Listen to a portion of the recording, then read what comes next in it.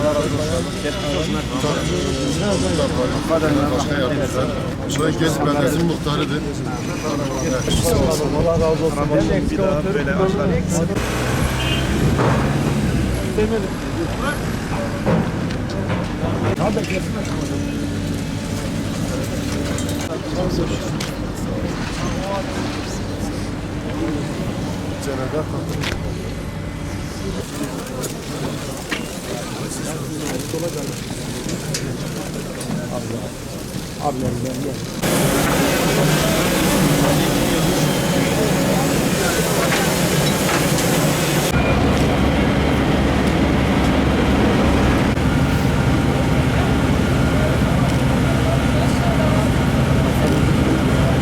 Hastadır, bu halde beklemek.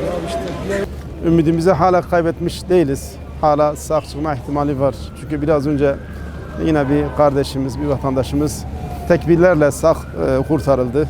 Ama maalesef ölü olarak da vefat eden de oldu. O şekilde enkaz altından çıkarıldı. Deprem öldürmez, ihmalkarlık öldürür bir kez daha kendini gösterdi. Zira yapı noktasında sağlam olan binaların dimdik durduğu bir yerde belki inşaattan belki de inşaatta kullanılan çalınan malzemeden dolayı maalesef şu an bazı binalar yıkılmış ve altında insanlar kalmış. Biz Elazığ'da cenaze namazını kıldık. Sayın Cumhurbaşkanı'na bizatihi millet adına belki parti adına taziye dileklerimizi ilettik. Tekrardan başımız sağ olsun. Temennimiz o ki şu an en azından enkaz altında kalan vatandaşlarımız sağ çıkmasıdır. Tekrardan vefat edenlere Rabbim gani gani rahmet eylesin. Yaralılara da acil şifalar versin. Milletimizin başı sağ olsun.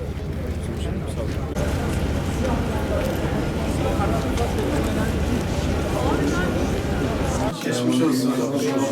Canım çok geçmiş olsun. Sağ olun. Geçmiş olsun. Allah şifa versin. Nerede ya? Sağ olun. Sağ olun.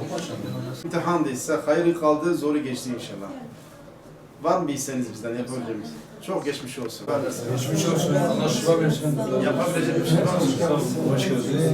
Allah aynı şifanızı da getirir. İyisiniz inşallah. Çok geçmiş olsun. Geçmiş de Allah Allah.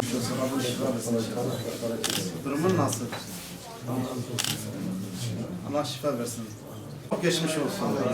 Allah çok şifa versin inşallah. Rabbim muhafaza etsin. Geçmiş olsun. Sizlere de geçmiş olsun. Ayakta sorun var. Çatlama mı? Rabbim muhafaza etsin. Buna da şükür. Rabbim şifa versin. Rabbim sabır versin. Veren odur. Dolayısıyla bu bizim için bir hayırdır. Ben inanıyorum. Ben bir anayım. Gezinde biz ziyaret ettik.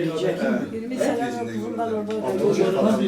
Babamın yanında. Sizi televizyonda görüyor. Kızım çok böyle kızım var. Ben belki çok seviyorum. Yani kaybettim. Biraz zor buluyorum tam. Yeriş market var diye. Allah aldığı için er almışsa dolayısıyla biz şükredeceğiz. Veren odur. Peygamber Efendimizin 7 evladıdır. İnşallah. 7 evladından 6 tanesi ondan önce vefat etmiş. 6 Elinden evladını yıkamış.